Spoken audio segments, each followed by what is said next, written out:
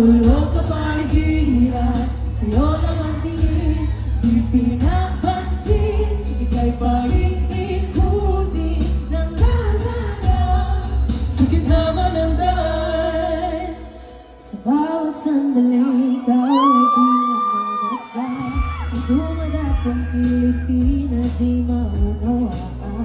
Nangangili, kinabanggit na sa'king isip, ikaw lang ang nagmamarka. Kahit mabitin aking salita, matay ibig yung bunyag na sa'yo lang.